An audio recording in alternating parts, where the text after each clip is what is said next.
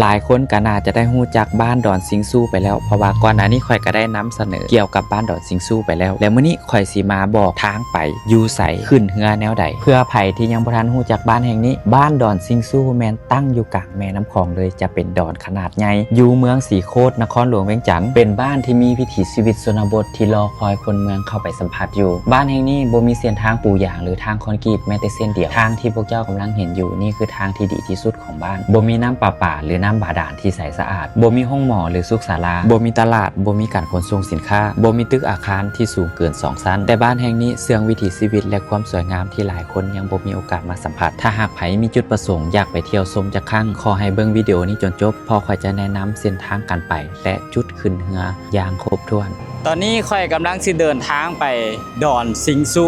ข่อยจะเริ่มต้นอยู่ไฟแดงสนามบินเด้อตอนนี้ข่อยฮอดไฟแดงสนามบินละเมื่อเจ้าขี่กายไฟแดงหน้าสนามบินและขี่มาซื่อๆมาทางสีไข่เด้อแล้วเจ้าสิเจอ3แยกสีไข่ฮอด3แยกสีไข่แล้วแม่นให้เลี้ยวซ้ายไปตามวงเวียนเลยหลังจากที่เจ้าเลี้ยวซ้ายมาทางเกาเลี้ยวแล้วก็ให้ขี่ซื่อไปเรื่อยๆเลยบัดนี้มื้อที่ข่อยมานี่เป็นวันจันทร์แล้วก็พอดีถึกโมงกับเจ้าเลิกเวียงมากินข้าวตอนสวยแล้วก็รถมันก็อยากติดหน่อยนึงและมื้อนี้ข่อยก็เลยเอารถจักรมาตอนนี้ข่อยกายบ้านสีบุญเฮืองมาแล้วขี่ซื่อไปเรื่อยๆไปทางเกาเลี้ยวเลย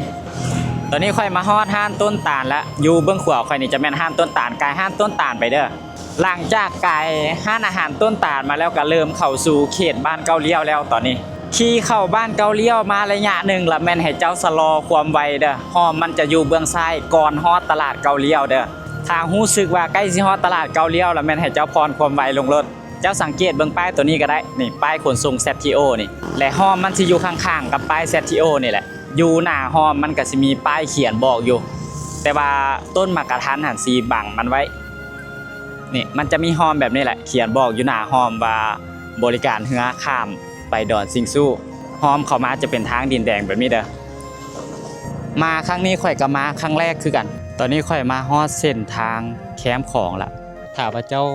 ออกมาแต่ทางดินแดงเนาะให้เจ้าเลี้ยวขวามาหน่อยนึงแล้วสิเจอเป็นห้านแบบนี้เขาเจ้าเขียนใส่ว่าบริการข้ามไปดอนซิงซูตอนนี้แมนค่อยสีเอารถไปจอดไว้ก่อนและสีย่างขึ้นมาซื้อปีแล้วก็ขึ้นเรือเพื่อจะไปดอนซิงซูถ้าว่าแพเอารถใหญ่มาก็สิจอดเขตนี่แหละแต่ว่าค่อยเอารถจักรมาต้องได้ขี่อ้อมเพื่อมาจอดอยู่หลังห้างกับเจ้านี่จะมีเนื้อที่อยู่แผลรถใหญ่มาก็มาจอดอยู่นี่ก็ได้หลังจากที่จอดรถเรียบร้อยแล้วก็มาซื้อปีขึ้นเรือบอนซื้อปีจะอยู่ทางหลังคอยเด้อจะเป็นห้างแบบนั้นแล้วก็จะมีป้ายเขียนบอกอยู่ทางหน้าบริการเรือข้ามไปดอนซิงซูแล้วก็บอนทางลงแมนจะอยู่ทางหน้าบอนซื้อปีนี่เลยจะเป็นทางลงประมาณนี้ไกลย่างลงได้เลยค่าบริการปีขึ้นเรือแมน40,000ต่อคนเด้อ40,000นี่แมนไปกับรวมอยู่ในหันเลยบริเวณนี้จะเป็นบอนล้อท่าเรือเด้อถ้ามื้อใดคนหลายก็จะได้รอท่าเรือดนหน่อยนึง15-20 นาทีตอนนี้ค่อยเข้ามาในเรือละตอนนี้เตรียมพร้อมกำลังสิออกเรือไปดอนซิงซูการไปดอนซิงซูครั้งนี้ของค่อยก็เป็นครั้งแรกโบเคยเห็นจักเทื่อตอนนี้ก็เริ่มออกเรือละ